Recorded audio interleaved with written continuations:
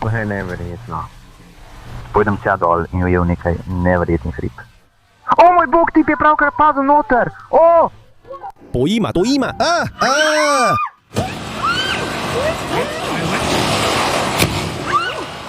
Obstajajo mesta, ki jih je v trenutku, kot da je pogoltnila zemlja. Zelo prometno križišče na Japonskem je nenadoma izginilo pred jutrom. V Ameriki pa je zemlja pogoltnila milijone dolarjev vredne športne avtomobile, medtem ko je bil muzej zaprt. Še bolj strašljivo je, da se veliko teh vdornih jam dolgo časa oblikuje pod zemljo brez kakršnega koli opozorila. V tem videu si bomo ogledali nekatere največje vdorne jame na svetu, ki so dobesedno pogoltnile ceste, stavbe in cele dele mest. Preden začnemo, prosim všečkajte ta video in se naročite na kanal. To nam, ustvarjalcem vsebin, veliko pomeni. Hvala! In zdaj začnimo! National Corvette Museum v Bowling Greenu, Kentucky. V zgodnjih jutranjih urah 12. februarja 2014 je bilo v Nacionalnem muzeju korvet v Bowling Greenu mirno. Tam je bilo razstavljenih nekaj najpomembnejših korvet v ameriški zgodovini, prototipi omejene izdaje in zgodovinski modeli, ki so tako redki, da jih je skoraj nemogoče nadomestiti. Toda medtem, ko je bil muzej zaprt, se je zgodilo nekaj nepričakovanega. Po varnostnih posnetkih, ki jih je objavil sam muzej, se je tla pod razstavnim prostorom počasi začela razpokati. V samo nekaj sekundah je betonska tla popustila in odprla se je ogromna vdorna jama. Po besedah uradnikov muzeja je skupna vrednost prizadetih vozil presegla $1 milijon. Med njimi je bila tudi milijonta izdelana korvete in nekaj redkih prototipov. To so vozila, ki jih skoraj ni mogoče nadomestiti. Preiskovalci so ugotovili, da se območje nahaja nad tako imenovano kraško pokrajino. To pomeni, da je pod zemljo veliko apnenca, ki se zlahka raztopi, če je dlje časa izpostavljen podtalnici. Skozi mnoga leta se je pod samim muzejem postopoma oblikovala votlina, dokler zemlja ni več mogla prenesti teže na površju. Po incidentu so nekatere korvet obnovili, vendar pa so nekatere pustili uničene. Kot del razstave je to še danes ena najbolj obiskanih atrakcij v muzeju. Fukuoka, Japonska, 8. november 2016. Okoli 5. ure zjutraj v mestu Fukuoka, v bližini postaje Hakata, enega najbolj prometnih vozlišč v južni Japonski, se je nenadoma udrlo veliko območje ceste. V nekaj minutah je celotno križišče s 5 pasovi pogoltnila ogromna vdorna jama. Po poročilih japonskih medijev ter virov kot sta Reuters in BBC je bila v tistem času dolžina luknje skoraj 30 metrov, globina pa približno 15 metrov. Počile so vodovodne in kanalizacijske cevi, zato se je jama hitro napolnila z vodo. Na nekaterih delih območja je prav tako zmanjkalo elektrike, medtem ko so bile prizadete tudi plinske in komunikacijske linije. Na viralnem posnetku je videti, kot da je na sredini mesta velik krater od eksplozije. Nekatere stavbe ob robu vdorne jame so se delno premaknile, zaradi česar so bili prebivalci celotnih hiš presenečeni in prestrašeni. Zaradi tega se je pojavila bojazen, da bi lahko prišlo še do nadaljnjih zrušitev. Po navedbah mestnih uradnikov je mogoče, da je incident povezan s projektom gradnje podzemne železnice pod tem območjem. Med izkopavanjem za širitev sistema podzemnih predorov je lahko prišlo do oslabitve podpore tal na površju. Kar nekaj držav je presenetilo, kako hitro je Japonska uredila celotno območje. Ekipe za popravila so delale skoraj 24 ur neprekinjeno. Odstranili so tisoče kubičnih metrov zemlje in betona, medtem ko so hkrati popravljali tudi komunalne napeljave pod zemljo. Po uradnih izjavah mestne vlade so cesto ponovno odprli za promet v samo enem tednu. Kraj, kot da bi ga pogoltnila zemlja, se je hitro vrnil v normalno stanje, kot da se ni nič zgodilo. Zaradi tega se številni mednarodni mediji niso osredotočili le na nesrečo, temveč tudi na hitrost obnovitvenih prizadevanj Japonske. Toda je incident pokazal tudi eno pomembno resnico. Ne glede na to, kako moderen je nek kraj, obstajajo nevarnosti pod zemljo, ki jih ni lahko opaziti. In včasih se težave kopičijo desetletja ali stoletja, preden se zemlja na površju dokončno vda. Veliko vdornih jam po svetu je povezanih z naravno erozijo apnenca. Vendar pa so nekatere poslabšale tudi človeške dejavnosti, kot so rudarjenje, prekomerno črpanje podtalnice in veliki gradbeni projekti. Preprosto povedano, niso vse nesreče, ki se zgodijo na površju zemlje. Včasih se tiho oblikuje pod nami, medtem ko se življenje ljudi zgoraj normalno nadaljuje. Puebla, Mehika, 2021.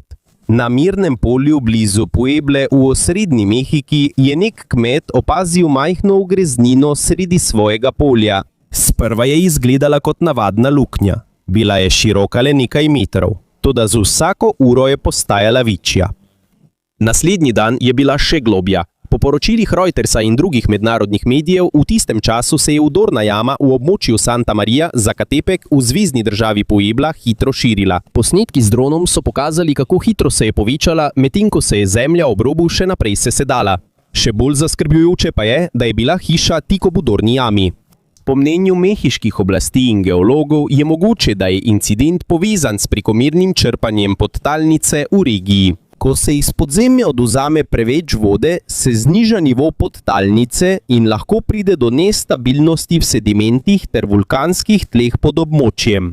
To je tudi ena od dolgoletnih težav, s katerimi se sooča Ciudad de México, kjer nekateri deli mesta vsako leto še naprej tonejo zaradi izčrpavanja podtalnice. V primeru vrtače v Puebli se je ta še naprej širila, dokler ni dosegla več kot 100 metrov širine, preden se je končno stabilizirala. Zdaj je nekdanje polje videti kot majhno jezero. Guatemala 2010. Ko se je nenadoma odprla zemlja v stanovanjskem območju mesta Guatemala, to ni bil navaden plaz, niti preprosto sesutje ceste. Pojavila se je skoraj popolna okrogla luknja, ki je šla naravnost navzdol. Po podatkih Uradne agencije za nesreče Gvatemale ter poročilih Associated Pressa in BBC-ja naj bi bila globina jame približno 100 metrov, medtem ko naj bi premer znašal okoli 18 metrov. Ker je bila vdorna jama videti tako čista in popolna, je veliko ljudi na spletu mislilo, da so zračne fotografije urejene ali ponarejene. A so bile resnične? V samo nekaj sekundah je luknja pogoltnila večnadstropno stavbo in eno hišo. Neposredno sta padli navzdol, dokler ju skoraj da ni bilo več videti s površja. Po besedah geologov je geologija mesta Guatemala edinstvena. Velik del mesta stoji na vulkanskem plovcu. Gre za lahek, a hitro erodirajoč material iz starodavnega vulkanskega območja. Pod mestom so stare in včasih poškodovane kanalizacijske in drenažne sisteme.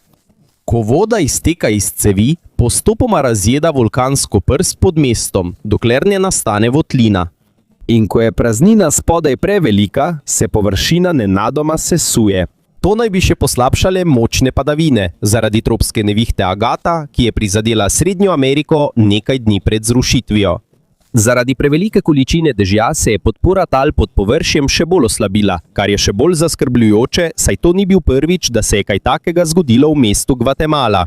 Leta 2007 se je skoraj enaka vdorna jama odprla tudi v drugem delu mesta. Potem so nekateri geologi že opozorili na stanje podzemne infrastrukture v mestu. Vendar pa so po nekaterih poročilih in intervjujih, ki so išli po nesreči leta 2010, številna priporočila ostala neizpolnjena. Zato, ko se je čez nekaj let ponovno zgodil vdor, je razprava o starem kanalizacijskem sistemu in vzdrževanju mesta Guatemala postala še bolj resna. Krater Batagajka, Rusija. V oddaljeni regiji Jakutija v Rusiji se nahaja ogromen krater znan kot Batagajka. Nekateri ga imenujejo vrata v podzemlje in od 60 let prejšnjega stoletja se neprestano povečuje.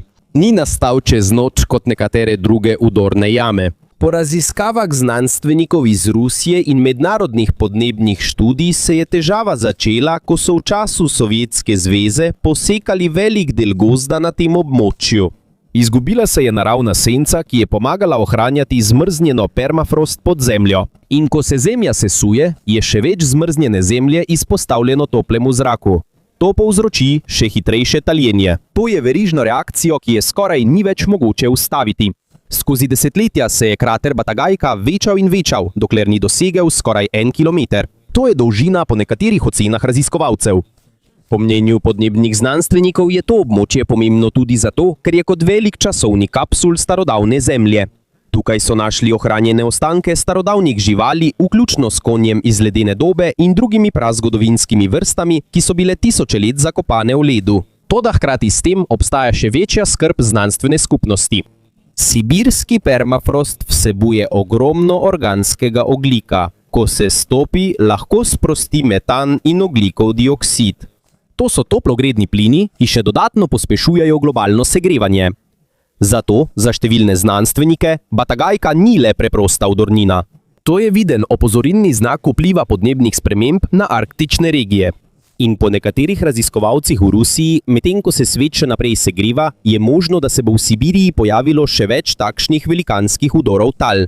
Trenutno ni praktičnega načina, da bi preprečili povečevanje kraterja. Tega ni mogoče prekriti s preprostim inženirskim projektom. In tudi ni lahko povrniti permafrosta v prejšnje zamrznjeno stanje, ko se enkrat stopi. Sčasoma se rana na Zemlji še bolj širi. In z vsakim delom ledu, ki izgine, se vedno več delov starodavnega sveta ponovno pojavlja. Medtem pa tudi sama podlaga Arktike počasi popušča.